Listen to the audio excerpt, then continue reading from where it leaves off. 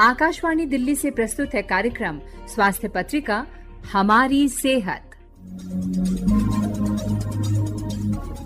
स्वास्थ्य पत्रिका हमारी सेहत के सभी श्रोताओं का हार्दिक स्वागत अभिनंदन एक नए अंक में। मैं हूं आपके साथ आपकी दोस्त शालिनी मित्तल। स्वीकार करिए मेरा नमस्कार।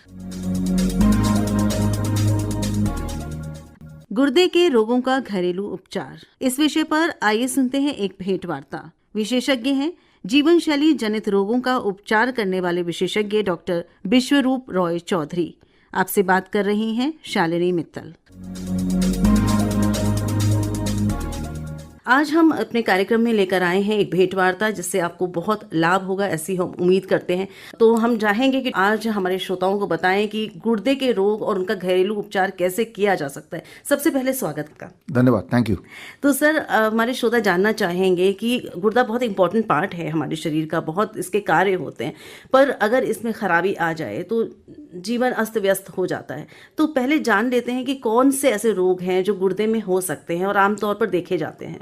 किडनी दो तरह से फेल हो सकते हैं। एक तो इसे बोलते हैं एक्यूट किडनी फेलियर, अचानक ही रातों रात किडनी फेल हो गया जी, जिसमें अधिकतर तो कारण ड्रग रिएक्शंस होते हैं। अच्छा। और जिसमें रातों रात ही फेल होने का मतलब है कि उसका यूरिन आउटपुट नील के बराबर हो गया, बॉडी में स्वेलिंग आ गई, सूजन आ गई, लाइक दैट, बीपी बहुत शूट कर गया। और दूसरा है क्रॉनिक किडनी फेलियर। क्रॉनिक मतलब over a period of many years धीरे धीरे किडनी की जो एफिशिएंसी है कम होने लगी। इसमें भी symptom at the end of the day वो सेम ही होंगे कि उसका यूरिन आउटपुट कम हो रहा है, लेकिन एकदम से नहीं हुआ, अचानक नहीं हुआ, over period of many years हुआ। और यहाँ भी कहीं ना कहीं ड्रग का भी रोल है। जैसे मान लो कोई डायबिटिक पेशेंट है, ultimately he will graduate to become a kidney failure patient. तो क्रॉनिक किडनी डिजीज में लाइफस्टाइल का सबसे इंपॉर्टेंट रोल होता है। जिनकी लाइफस्टाइल ठीक नहीं है तो धीरे धीरे किडनी की एफिशिएंसी कम हो जाएगी, तो उसे हम बोलेंगे क्रॉनिक किडनी फेलियर।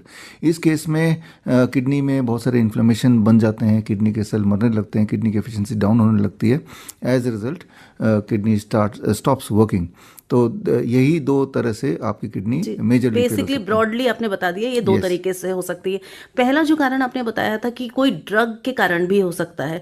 तो जैसा हम आमतौर पर सुनते हैं कि कोई भी बीमारी है तो आपको सेल्फ मेडिकेशन नहीं करना है, तो कहीं ना कहीं इसका कारण यही होता है कि वो किसी और ऑर्गन को इफेक्ट कर सकती है और किडनी को भी कर सकती है। हाँ, कर सकती है और करती है। Over medication, self medication. For example, अगर छोटा सा एग्जाम्पल ले लें पैरासीटामोल का, तो दुनिया में आधे लिवर और किडनी फेलियर का सिंगल मोस्ट कारण ये पैरासीटामोल है। तो उसका भी यूज नहीं करना चाहिए, उसका यूज नहीं करना चाहिए और ओवर यूज बिल्कुल नहीं करना चाहिए। वो रातों रात किडनी फेल हो सकती है, होती ही है, राइट। तो इस तरह के कई सारे ड्रग्स हैं जो कि कोई स्टेरॉइड्स है जिससे वो किडनी की कुछ लोगों के बॉडी में वो रिएक्ट कर जाती है, एक ऑटो इम्यून रिएक्शन पैदा कर देती है, तो रातों रात पे किडनी फेल हो जाती है। तो कोई भी तरह के केमिकल हैं वो कुछ लोगों के लिए वो इम्यूनिटी क्रिएट करती है, तो किडनी फेल हो सकता है, होता है। That is one part of it. और कई बार हमने उच्च रक्तचाप, हाई बीपी के कारण भी बोलते हैं कि किडनी इफेक्ट हो जाती है। हाँ, देखिए, किडनी फेलियर की निशानी है हाई बीपी। हाई बीपी के कारण किडनी नहीं फेल हुआ, किडनी फेल हो रहा है इसीलिए बीपी बढ़ती जा रही है, राइट। जो किडनी का काम होता है अलॉन्ग विद द हार्ट, आपके ब्लड प्रेशर को मैनेज करना है। इस वक्त जब मैं बात कर रहा हूँ तो मेरे ब्लड प्रेशर कितना होना चाहिए, कौन मैनेज कर रहा है? Kidney and heart together along with the brain. ये डिसाइड कर रहा है कि कितने ब्लड प्रेशर में I will be able to function better. तो अगर मेरा ब्लड प्रेशर हाई है तो इसका मतलब किडनी ने अपना काम ठीक से नहीं किया। तो अगर आपका, जो भी सुन रहे हैं मुझे, अगर आपका ब्लड प्रेशर टू हाई है और दवाइयों के बाद भी कंट्रोल नहीं हो रहा, तो निशानी है कि किडनी उसमें रिस्पॉन्सिबल है। तो पहला सिम्टम यही है क्या सर कि बीपी हाई अगर हो रहा है तो कहीं ना कहीं कुछ प्रॉब्लम है किडनी में? यस। पहला सिम्टम जो सबसे सिंपलर सिम्टम आते हैं, that is very very high BP. कई बार तो मल्टीपल ड्रग लेने के बाद भी बीपी कंट्रोल नहीं हो रहा, तो क्लियर कट ये है कि वो किडनी नहीं काम कर रही। अच्छा। तो और सिम्टम्स क्या हो सकते हैं, और कुछ लक्षण होंगे जिसको अगर कोई फील कर रहा है, हमारे कोई श्रोता सुन रहे हैं, उनको लगता है कि हाँ, ये इनमें से कुछ सिम्टम्स तो मुझे भी हैं, तो उन्हें जाके चेक कराना चाहिए, तो वो सिम्टम्स क्या है?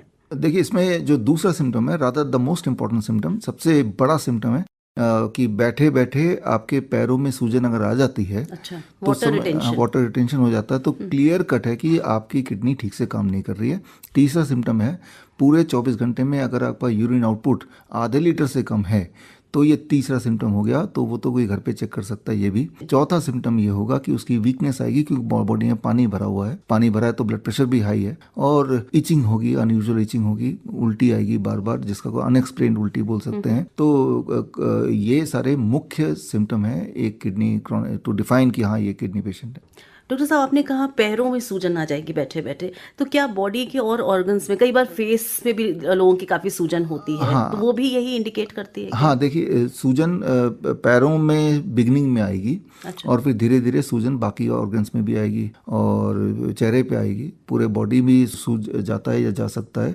ब्रेथलेसनेस होगा, इसका मतलब आपके लंग में भी पानी भर रहा है। अच्छा। तो जो जो ऑर्गन पानी में डूबते जाएंगे, फ्लूइड डिपॉजिट होता जाएगा, तो वो ऑर्गन काम नहीं करेगा, तो ब्रेथलेसनेस आ रहा है कि मतलब लंग भी इफेक्ट हो गया या इन्फेक्ट हो गया, whatever way we can take it. तो इस तरह से कि जितना पेशाब बाहर निकलना चाहिए हर दिन, उससे कम निकल रहा है, तो वो कहाँ पे है? वो बॉडी के अंदर ही कहीं ना कहीं है। और ग्रेविटी की वजह से the fluid deposits first in the lower limb, पैरों के में डिपॉजिट होता है, फिर धीरे धीरे जहाँ जहाँ बॉडी को जगह मिलती है। तो आपने बताया कि कैसे इसको पहचाना जा सकता है। अब हम ये बात करेंगे कि आपने कहा कि इसका उपचार है, पॉसिबल है, पर हम आज चाहेंगे कि आप घरेलू उपचार पर काफ़ी काम करते हैं, तो वो हमारे श्रोताओं को बताएं कि घर से ही बैठे बैठे वो किस तरह से उपचार कर सकते हैं और इसका कितना सक्सेस रेट रहता है। हाँ, देखिए इसमें सबसे इम्पॉर्टेंट बात किडनी फेलियर के कॉन्टेक्स्ट में, एट द बिगनिंग आपने बोला lifestyle disease, kidney is a lifestyle disease, अगर वो एक्यूट वाला केस नहीं है तो लाइफस्टाइल को चेंज करके ये सारे सिम्टम जो मैंने बताए, अगर ये ठीक हो जाते हैं तो यानी कि किडनी ठीक से काम कर रही है। तो घर पे क्या उपचार होगा? It is very very simple. 3 step में उपचार हो जाता है। पहला स्टेप जो सबसे महत्वपूर्ण स्टेप है, जैसे ही पहला कोई सिम्टम दिखे जो मैंने अभी बताया, तो उस इंसान को, उस पेशेंट को अपने डाइट को बदल देना है। आपके बॉडी वेट के अनुसार, मान लो आप मेरा बॉडी वेट 70 kg है, तो 12 बजे तक मुझे 70 में एक शून्य लगा दूंगा तो 700 ग्राम। 3-4 तरह के फल मुझे खाने हैं, 3-4 तरह के फल अपने पसंद के जो लोकली मिल जाते हैं, सीजनल फल, कम से कम 700 ग्राम। कुछ और नहीं खाना है 12 बजे तक। भूख लगने पे और भी खा सकते हैं, but that is a indicative number कि इतना मुझे फल खाना है, कुछ और नहीं खाना है। That becomes a step 1। Step 2, जो भी आप लंच करते हैं, रोटी सब्जी दाल चावल वेजिटेरियन खाना ही खाना है, वो खाना है, लेकिन उससे पहले आपके बॉडी वेट 70 kg इंटू 5 कर लीजिए, दैट बिकम्स मेरे बॉडी वेट के हिसाब से 350 ग्राम्स। इतना सलाद खाना है। सलाद सभी खाते हैं, जब सलाद इस नंबर पे खाते हैं, इतने क्वांटिटी में, then it becomes a medicine. और पहले खाएंगे तो ये मेडिसिन है, अगर खाने के साथ खाएंगे तो ये फूड है।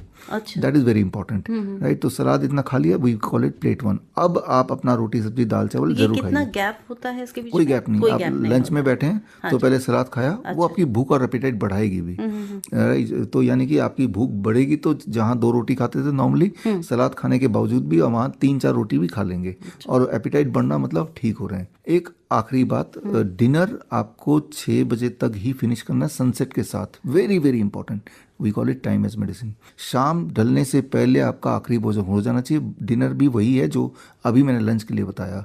सिर्फ 2 चीज़ों को छोड़ना होता है इसमें। Anything which comes out of animal, जानवरों से जो निकली हुई चीज़ें हैं, वो तो मीट मछली अंडा हो सकता है, या फिर डेयरी प्रोडक्ट, दूध दही लस्सी मक्खन घी। मैं ये नहीं बोल रहा हूँ ये पॉइजन है, लेकिन किडनी फेलियर को ठीक करने के लिए इसको नहीं लेना है। Number 2, anything which comes out of factory, जैसे बिस्किट है, नमकीन है, ब्रेड है, बिल्कुल छोड़ दें। रिफाइंड फूड है, बिल्कुल छोड़ दें। तो जो मैंने बोला, आपका बीपी नीचे आने लगेगा। अच्छा। That is the first sign कि आप ठीक हो रहे हैं।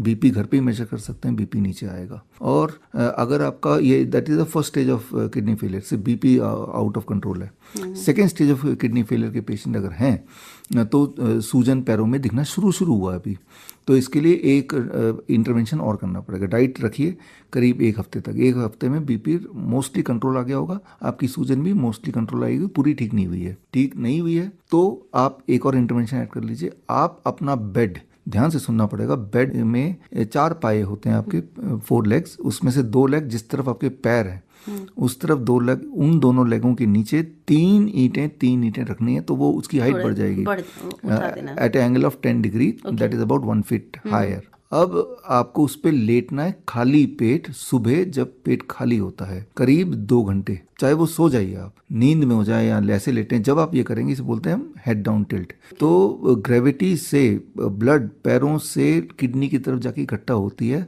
उससे किडनी रिपेयर होता है। अच्छा। आपको कैसे पता चलेगा हो रहा है कि नहीं? आपकी यूरिन आउटपुट बढ़ जाएगी, जो कि रोज मेजर करना है। दूसरा, आपकी स्वेलिंग धीरे धीरे गायब हो जाएगी व्हेन यू डू इट। और कितने दिन तक करना है? जब तक वो स्वेलिंग रहती है तब तक रोज करना है। 15 दिन में ऑन एवरेज मैंने देखा स्वेलिंग गायब हो जाती है। तो ये तो हो गया जो सेकेंड स्टेज किडनी फेलियर, जो किडनी फेलियर में बीपी है और उसका स्वेलिंग शुरू हुआ है। अब आता है एडवांस स्टेज किडनी फेलियर, जो ऑलरेडी डायलिसिस में जा रहे हैं हफ्ते में 2 बार 3 बार, यानी कि वो काफ़ी ज़्यादा उनमें और भी सिम्टम आ गए, इचिंग और बाकी वीकनेस और वोमिटिंग और ब्रेथलेसनेस, ये भी आ गया। उनमें एक तीसरी चीज़ ऐड करनी है बस, we call it hot water immersion. एक बाथ टब खरीदिए, कहीं से ही मिल जाएगा, अपने बाथरूम में लगाइए और पानी भरिए 40 degree Celsius. It is not very hot but वो वार्म वाटर होता है 40 डिग्री। एक थर्मोमीटर लेना पड़ेगा पानी वाला। ऐसे में आपको नाभि से 1 इंच ऊपर तक पानी में बैठना पड़ेगा करीब 1 घंटा। जब आप बैठेंगे, इंटरेस्टिंग बात यह कि बैठने से पहले अपना वेट चेक कीजिए और उठने के बाद दोबारा वेट चेक कीजिए। अच्छा। जो किडनी पेशेंट है उनका वेट हर बार 500 ग्राम से 1 kg कम होता है। इसका मतलब जो डिपॉजिट फ्लूइड था वो निकल गया पार्शली। उनका बीपी पहले चेक कीजिए और 1 घंटे बाद जब निकले तब चेक कीजिए। बीपी भी रिड्यूस होता है बाई 20% ऑन एवरेज, यानी कि जो मुख्य सिम्टम है वो कम हो रहे हैं। ये कितनी फ्रीक्वेंसी में करना चाहिए? डेली डेली करना है 1 घंटा, और हो सके तो सुबह 1 घंटा और रात को सोने से पहले 1 घंटा। नींद भी अच्छी आएगी। अच्छा, एक चीज आपने बोली कि खाली पेट जो आपने कहा फ्रूट्स खाने हैं, कई लोग ये भी कहते हैं कि हम खाली पेट खाते हैं तो हमें सूट नहीं करता है, तो ऐसी भी कोई कैटेगरी होती है जिनको ऐसा नहीं करना है? हाँ, खाली पेट खाने से सूट नहीं करेगा अगर आपने डेयरी प्रोडक्ट को नहीं छोड़ा। अच्छा। क्योंकि ये जो फ्रूट्स है दीज आर अल्कलाइन फूड, और डेयरी प्रोडक्ट है, नॉन वेजिटेरियन फूड है, बहुत तला हुआ है, दोज आर एसिडिक। कि सैलड खाने से कुछ लोगों को एसिडिटी होती है, तो उनको हम बोलते हैं कि वो 5% लोग होते हैं। अगर आपको इंडाइजेशन लग रहा है, एसिडिटी लग रही है, तो इसका मतलब ये सैलड सूट नहीं कर रहा रॉ में, तो आप उसको स्टीम कर लीजिए। अच्छा। ये चेंज जरूर करना है। If you have discomfort after having salad और वो 24 घंटे बाद दोबारा भी लिया तब भी ऐसा हो रहा है, इसका मतलब आपके लिए ज़्यादा सूटेबल है स्टीम्ड वेजिटेबल, जो लंच और डिनर से पहले मैंने बोला है। इसके अलावा फ्रूट से तो फ्रूट के कॉम्बिनेशन आप चेंज करके देख सकते हैं, बट मेजरली डेयरी प्रोडक्ट छोड़ देंगे, रिफाइंड फूड छोड़ देंगे, तो फिर सब कुछ एल्कलाइन ही है। तो एल्कलाइन, अगर जैसा हमने सुना है और भी बहुत सारी लाइफस्टाइल डिजीजेज हैं, उसमें भी हेल्प करेगी ये आपकी जो डाइट प्लान है। तो बहुत सारी चीज़ें आपने बताई, पर एक बार फिर मैं चाहूँगी कि प्रिवेंशन, क्योंकि किडनी को स्वस्थ रखना बहुत ज़रूरी है, तो कुछ ऐसे टिप्स आप बताएं कि हम किडनी प्रॉब्लम हो ही ना, उसके लिए प्रिवेंशन के लिए क्या किया जाए? इसमें सबसे इम्पोर्टेंट इंटरेस्टिंग बात आपको समझना पड़ेगा, गॉड ने आपको 3 किडनी दी हैं। 2 किडनी बॉडी के अंदर है और एक तीसरी किडनी है, that is called skin. Skin works as a kidney. जो मैंने आपको हॉट वाटर इमर्शन की बात बताई थी, उसमें जब गर्म पानी में पेशेंट बैठते हैं तो heat and the pressure of the water वो आपके स्किन को किडनी के रूप में फंक्शन करने पे एक्टिवेट कर देती है। एंड इन रियलिटी पसीने जो निकलते हैं जिससे आपका वेट कम होता है, पेशेंट का वेट कम होता है, तो अगर आप अपने पसीने को और एक यूरिन के सैंपल को टेस्ट कराएंगे तो आप हैरान होंगे कि दोनों में जो न्यूट्रिएंट है वो बिल्कुल सेम होंगे। दोनों में क्रिएटिनिन होता है, पोटेशियम होता है, सोडियम होता है, प्रोटीन होता है, यूरिया होता है, यूरिक एसिड होता है। तो आपका पसीना भी एक तरह से आपके पेशाब के बराबर ही है, राइट। तो किस स्किन का ध्यान कैसे रखना है, प्रिवेंशन की बात कर रहे हैं कि पहली चीज आपको ध्यान रखना है कि हर दिन सूरज के पास जाओ। Sunlight exposure every single day, 10 minute के लिए सही, तो that activates your skin. That is very very important thing. जो खाना आपने खाया वो कैसा डाइजेस्ट होगा, बॉडी कैसे मेटाबॉलाइज करेगा, वो डिपेंड करता है क्या आपके बॉडी में थोड़ा बहुत ही सही सनलाइट पड़ा। तो वी आर लकी कि हम ऐसे देश में रहते हैं जहाँ सनलाइट की कोई कमी नहीं है। बहुत सारे ऐसे देश हैं सनलाइट ही नहीं है, right, not appropriate for human. अब कितने समय, कौन सा टाइम बेस्ट है? वो टाइम बेस्ट है जो टाइम आप दे पाए। अच्छा। हाँ, और हो सके तो आधा घंटा रहिए, लेकिन आधा घंटा नहीं रहना चाहते 10-15 मिनट तो रहिए, मतलब किसी भी टाइम और थोड़ा बहुत भी, और पूरे बॉडी में ना भी एक्सपोजर हो रहा है, सिर्फ पैरों पे धूप लग रही तो बॉडी उसे सोख लेगी। अच्छा। अगर आपको विटामिन डी की डेफिशिएंसी तो ज्यादा सोखेगी, तो बॉडी नोज, बट थोड़ा बहुत exposure every single day, that is the first thing prevention के लिए। दूसरा जो सबसे इंपॉर्टेंट बात है, डोंट ईट आफ्टर सनसेट। अगर आपने ये कर लिया, इस पूरे जो हमारे इस वार्तालाप का जो एक ही अगर लाइन पकड़ना चाहते हैं कोई, तो डोंट ईट आफ्टर सनसेट। 6 बजे तक डिनर फिनिश कर लिया तो उसका साइड बेनिफिट ये है कि अगर कोई ब्लड शुगर का पेशेंट है, उसका ब्लड शुगर धीरे धीरे कम होने लगेगा within weeks time. Arthritis का patient, it takes 15 days to 21 days to recover from the arthritis pain. Weight 5-6 हफ्ते में वेट अबाउट 5% 10% वेट घट जाता है। Time as medicine we call it, it corrects the body clock. So यहाँ भी sunlight से ही रिलेट कर रहे हैं, डोंट ईट आफ्टर सनसेट। तीसरी इंपॉर्टेंट थिंग, आपका जो भी डाइट है आपका, उस डाइट का 50% let it be raw vegetables and fruits. Fruits 50%। 50% रखिए। तो जो भी एक्सेस फैट आपके बॉडी में, एक पतले इंसान का भी आप देखेंगे भारत में पेट निकला होता है, दैट इज एक्सेस फैट। जो भी चीज़ एक्सेस है तो फ्रूट्स एंड वेजिटेबल उसको निकालेगी और आप देखेंगे आपका इंच लॉस होगा, वेस्ट में इंच लॉस होगा, that is very very important, right. कोई किसी का अगर फैटी लिवर है तो वहाँ पे इंच लॉस होगा। तो आप देखिए अगर 2 किलो खाना खाते हैं तो क्या 1 किलो फल है, क्या फल और कच्ची सब्जी। तो मोटा मोटी जितना मैंने अभी बताया सिर्फ इतना ही कर लेंगे तो ना केवल it will work as a prevention. जो छोटी मोटी बीपी बढ़ गया उसकी दवाई चल रही, किसी की शुगर की दवाई चल रही, किसी के घुटने में थोड़ा बहुत दिक्कत है, किसी कोई ओवरवेट है, कोई किसी की शाम तक एग्जॉस्टिव हो जाते हैं। एक आखिरी बात, अगर बहुत ज़्यादा जो लोग कंसर्न है अपने हेल्थ के लिए, कि रोज बी ग्राउंडेड। ग्राउंडेड मतलब कि हर दिन आप एक टाइम निकालिए 10 मिनट 15 मिनट हो सके तो आधा घंटा, कि नंगे पैर धरती पे मिट्टी पे घास में बैठिए या चलिए। जब आप धरती को टच करते हैं तो उस वक्त जो लोग इलेक्ट्रिकल इंजीनियर है उनको समझ आएगा मेरी बात, उस वक्त आपकी वोल्टेज शून्य हो जाती है। अभी वोल्टेज शून्य नहीं है क्योंकि हम स्टूडियो में बैठे हैं, लेकिन अगर मैं अपने जूते उतारूं, बाहर जो पार्क है वहाँ पे मैं बैठ जाऊं और जमीन पे अगर हमारे पैर रहे with in the first 10 second your voltage become 0। हमारी बॉडी की इम्यूनिटी हाईएस्ट होती है जब हमारी वोल्टेज शून्य होती है, यानी कि आपके बॉडी में कोई इन्फेक्शियस एजेंट है भी तो इम्यूनिटी तेज हो गई because of you are grounded. बस इतना ही अगर आप ध्यान रख पाएं ऑन ए डेली बेसिस तो that can work as a fantastic prevention. फायदा हो सकता है। तो जैसे आपने एसिडिक बेसिक डाइट पर, अल्कलाइन डाइट पर जोर दिया, तो क्या पी जा सकती है चाय कॉफी और कितनी पी जा सकती है? हाँ देखिए, एक बीच का रास्ता ले सकते हैं। जो तो बहुत ज़्यादा बीमार है, मान लो कोई डायलिसिस पे है, कोई कैंसर पेशेंट है, उनको तो हम बोलते हैं कि छोड़ो इसको, एक बार ठीक हो जाओ। और मान लो आप ठीक हो गए तो चाय कॉफ़ी पीना ही है तो खाली पेट ना पिएं पहली बात, और पहले तो फ्रूट ब्रेकफास्ट कर लें, उसके बाद पिएं। उससे पहले पीना है तो ग्रीन टी पी लें, और या फिर black tea black coffee P लें। सनसेट के बाद ना पिएं, वो आपके हार्मोनल इम्बैलेंस कर देगा, नींद ठीक से नहीं आएगी, डिप्रेशन में चले जाएंगे। तो वो सारे उसके चाय अपने आप में नुकसानदेह तो नहीं है लेकिन एक स्टिमुलेंट ज़रूर है। और जब सनसेट हो जाता है उसके बाद वी डोंट नीड स्टिमुलेंट, खास तौर से सोने के 2 घंटे पहले, तब जरूर ना पिएं। बस इतनी छोटी छोटी बात ध्यान रखेंगे, ध्यान रखते हुए चाय पी सकते हैं। कुछ लोगों को देखा गया है कि बहुत पसीना आता है और कुछ लोगों को बिल्कुल नहीं आता है। तो ये कौन सी स्थिति अच्छी मानी जाती है आपके हिसाब से, अगर आप मेडिकली देखें तो? मेडिकली अगर बात करें तो आप गौर करें, जो लोग मुझे सुन रहे हैं, कि एक लंच में 6 लोग बैठे हुए हैं और बहुत गर्मी नहीं है लेकिन एक का ज्यादा पसीना आएगा चेहरे पे, खास उसी जगह पे मैं देखती हूँ कि एक आदमी तो एकदम तरबतर हो रहा है पसीने से, पर दूसरे को बिल्कुल नहीं आ रहा है। बाकियों को नहीं आएगा, एक को खास तरह से चेहरे पे आएगा। तो उसका रीजन है हाई ब्लड शुगर। तो जब शुगर ब्लड में बढ़ने लगता है तो कुछ लोगों की बॉडी इस तरह की होती है कि वो शुगर यूरिन से पास होता है तो उनको पेशाब बार बार आएगा। कुछ लोगों की बॉडी इस प्रकार बनी होती है कि वो शुगर बॉडी थ्रो अवे करती है थ्रू पसीना, उनको पसीने आएंगे। कुछ तीसरे तरह के आदमी है, उनके बॉडी की ऐसी प्रवृत्ति होती है कि शुगर को ब्लड में ही रहने देते हैं, they become the diabetes patient. Body उस शुगर को कैसे manage, if their body is not able to manage, तो बॉडी का रुख क्या है, पसीने से बाहर निकाल रहा है, यूरिन से बाहर निकाल रहा है, या उसको स्टोर कर रहा है, या हड्डियों के बीच में डाल रहा है। हड्डियों के बीच में डालेगा तो उसका शुगर नहीं बढ़ेगा क्योंकि शुगर ब्लड में है ही नहीं, तो फिर जॉइंट पेन उनको होने लगेगा।